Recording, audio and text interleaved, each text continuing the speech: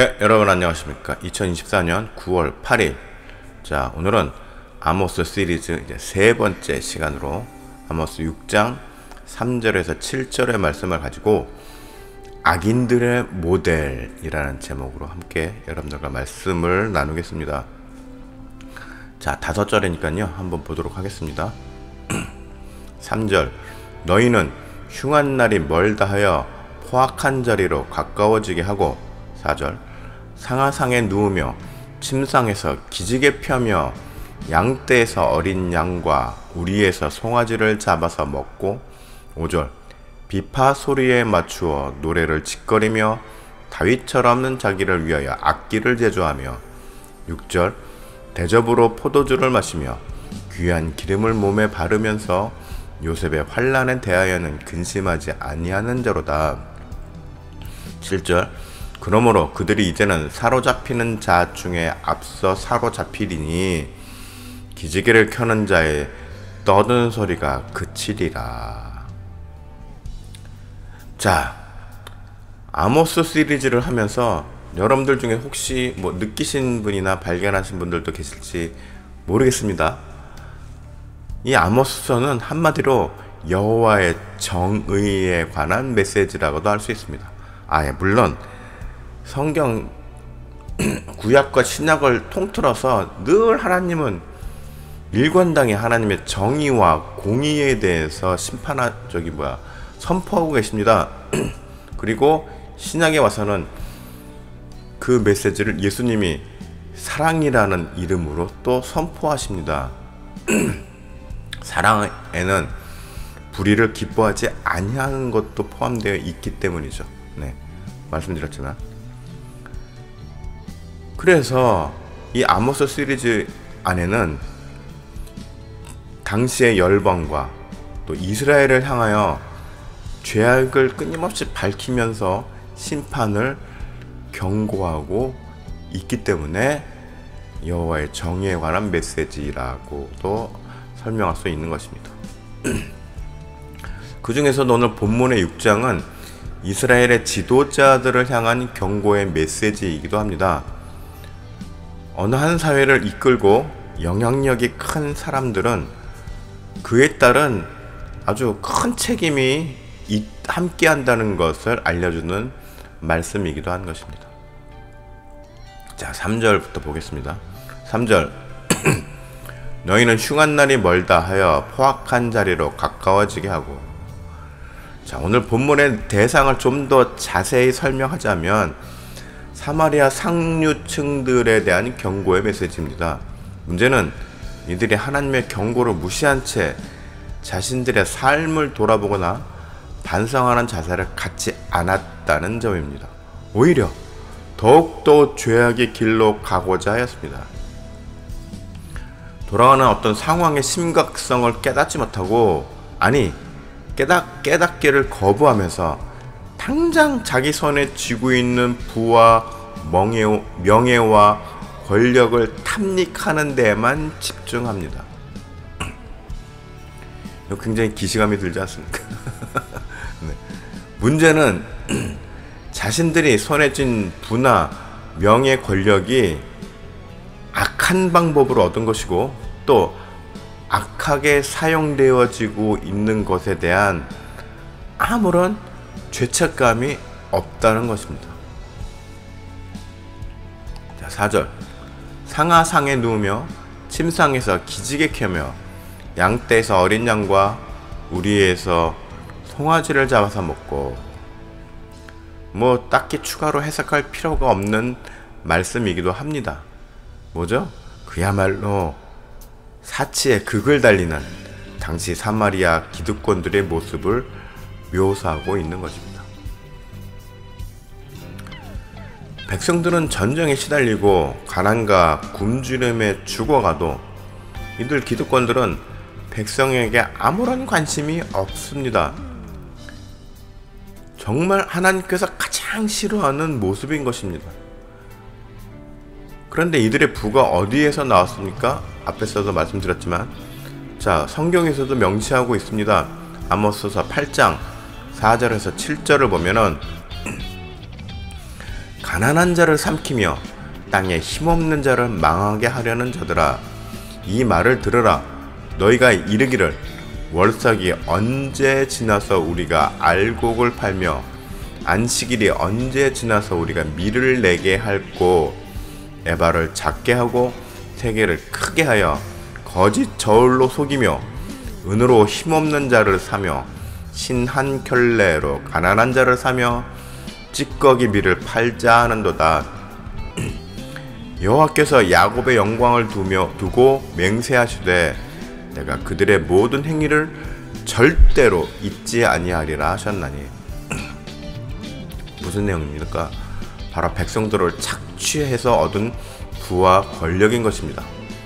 그리고 하나님은 이들의 이러한 불의를 잊지 아니한다고 말씀하십니다.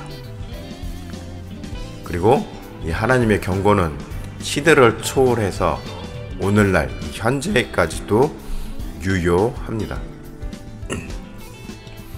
자, 오늘날에 전 세계에 많은 정부가 있고 권력자들이 있고 기득권층이 있습니다. 그 중에서도 특히 국민들의 저항을 받고 있는 나라들이 있죠. 그런데 그들 나라들의 속사정을 들여다보면은 공통점들이 있습니다.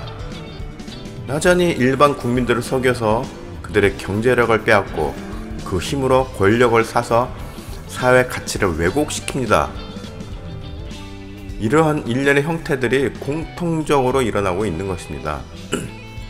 그런데 이 모든 행위가 하나님 보시기에 바로 불의이고 죄악인 것입니다. 5절 비파 소리에 맞추어 노래를 지절거리며 다윗처럼 자기를 위하여 악기를 제조하며. 5절을 보면은 오늘날의 시각으로 봐도 아주 주목할 만한 내용이 나오는데 바로 지절거리다라는 표현입니다. 자, 비파 소리에 맞추어 노래를 지절거리며, 어찌 보면 그냥 흥에 겨워서 뭐 술주정하는 모습으로 해석될 수 있습니다. 그런데 당시 기득권층들의 어떤 타락한 수준이나 그 다음에 이 쾌락을 추구하는데 아주 진심이었다는 것을 감안해 본다면 정신을 놓을 만큼의 강력한 정신성 물질에 탐닉했을 수도 있다는 점도 해석이 가능합니다. 오늘날에 말하면 마약에 중독돼 있다는 거죠. 당시에도 뭐 그런 물질이 없으리라는 게 법이 없으니까. 그래서 이들의 방탕함이 선을 넘어가고 있음을 묘사하고 있는 것입니다. 자, 이렇게 보면은 인간의 타락과 이 쾌락을 향한 욕구는 시대를 초월해서 변함없는 모습을 보여주고 있음을 알 수 있습니다. 네, 하나님의 정의와 하나님의 공의와 하나님의 이 인류를 향한 메시지도 변함없이 올곧게 선포되어지지만 역시 사단도 이 죄악의 이 악을 추구하는 것에 대해서도 시대를 초월해서 변함없이 파고들고 있다라는 것을 볼 수 있는 것입니다. 자, 이러한 관점에서 악이 추구하는 목표는 뭘까요? 결국 육체를 입은 인간의 가장 나약한 부분을 아주 일관되고 집요하게 잡고 막 물고 늘어지는 것이라고 정리할 수 있는 것입니다.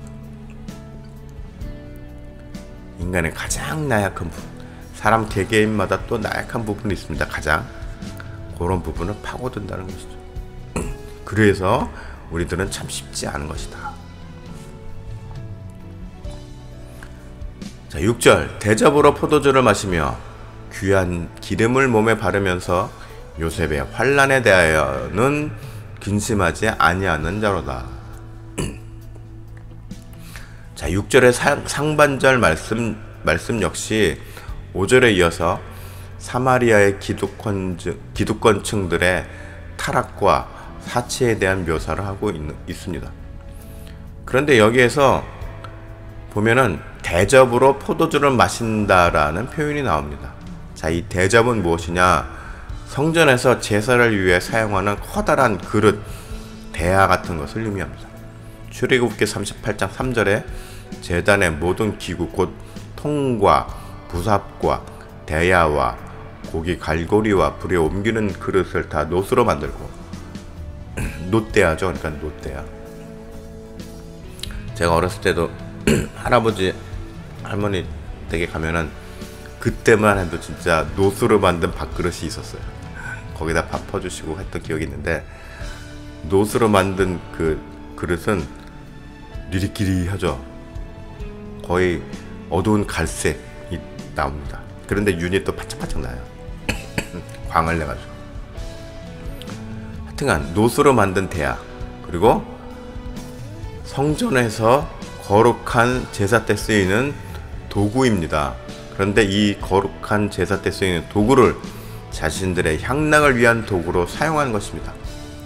그만큼 이들의 타락성이 심각했다는 것을 나타내고 있는 것입니다. 그리고 이처럼 심각한 죄악에 대해서 하나님께서 끊임없이 선지자를 통해 경고의 메시지를 주시지만 이들은 사태의 심각성을 받아들이지 않는 모습을 보이고 있습니다. 자, 오늘날도 어떻습니까? 기독교 안에서도 뭐 굳이 정치 얘기는 하지 않겠습니다. 네. 이미 다 포함되어 있습니다. 말씀 안에. 기독교 안에서도 온갖 이단이 난무하고 혼돈과 미혹이 넘쳐납니다. 복음을 선포하면서 이적을 나타내며 주목을 받는 사역자들은 많지만 정작 한 사람 한 사람 성도들의 아픔과 고통을 함께하고자 하는 사람들은 없습니다.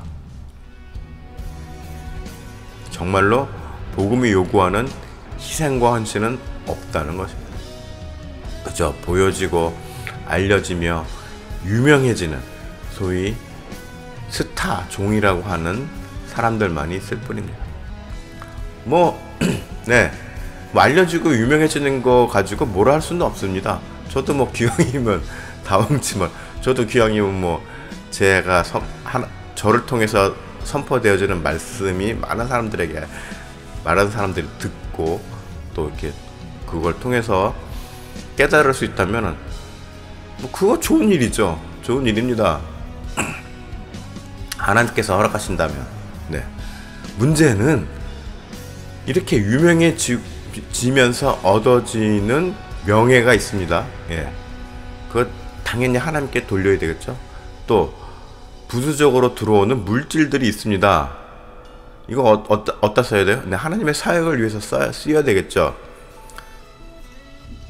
또 사회의 아픈 것을 위해서 기꺼이 다시금 환원이 되어야 되겠죠.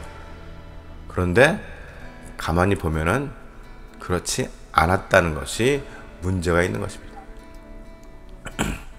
결국 하나님을 팔고 예수 그리스도의 복음을 팔아서 자기들의 안위만을 추구하며 종교적 권력을 쌓아가는 종교 장사꾼에 지나지 않다는 것이 문제라는 것이죠. 마치 사마리아 기득권들의 타락상과 다르지 않음을 오늘 말씀을 통해서 증거하고 있는 것입니다. 다른 분야도 마찬가지입니다.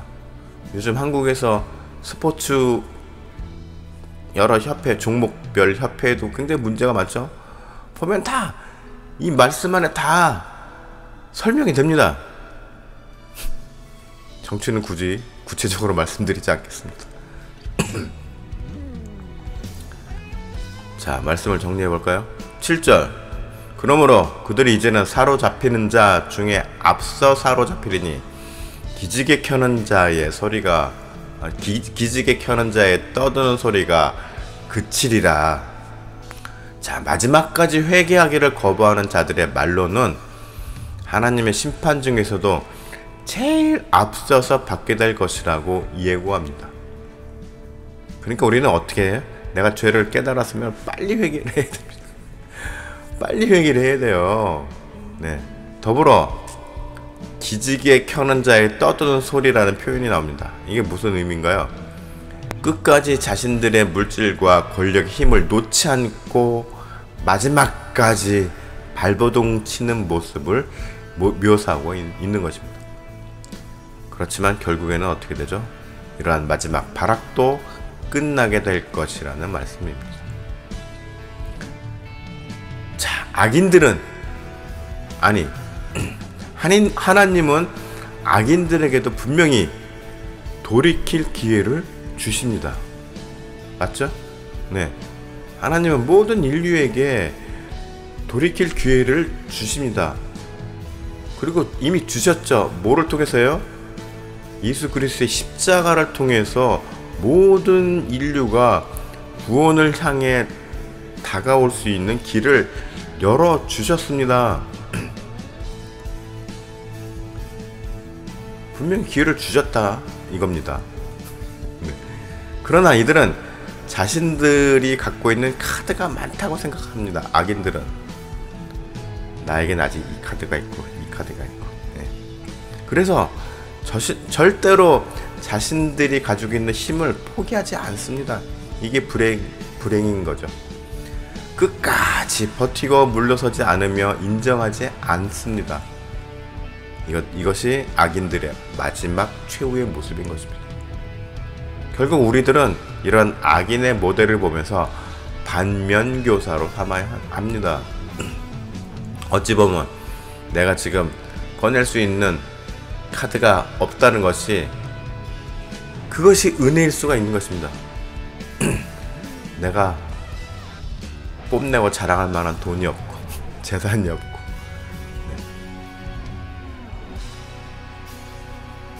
그게 오히려 하나님 시각에서 보면은 전지적 시점에서 보면은 나에게 은혜가 되는 것이란 말입니다. 내가 비록 돈이 없어서 불편하고 재산이 많이 없어서 대외적으로 보기에 초라해 보일 수는 있어도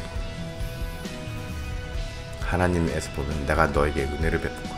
너가 생명의 길로 나갈 수 있도록 내가 이끌어준 거야 라고 볼 수 있는 것입니다. 하나님은 돌이키지 않는 악인이 아닌 자신을 돌아보고 돌이키고자 노력하는 죄인들을 원하십니다. 그렇죠? 그러한 죄인들이 돌이켜서 주님 앞에 나왔을 때 우리는 의인으로 덧입혀질 수 있는 것입니다. 이 현생에서는 우리가 완벽한 의인이 될 수 없죠. 네, 없습니다. 하지만 주의 은혜로 의인이라는 옷을 덧입힘을 입을 수는 있습니다. 그러니까 이제 설인 거죠. 설이 네, 임시직인 겁니다. 그러니까 공식적으로 인정은 받지 못했지만은 그러나 그 직은 수행할 수 있는. 네, 예전에 김종필 총리가 국회 인준을 받지 못해서 국무처리 서리로 직을 수행한 적이 있었습니다. 서리, 국무처리 서리입니다. 네. 마찬가지로 우리도 집사들 중에서도 서리 집사가 있죠. 네. 서리 집사는 안수 집사처럼 뭐죠? 성도들의 투표를 통해서 선출되지 아니한 임명된 1년짜리 서리 집사. 예.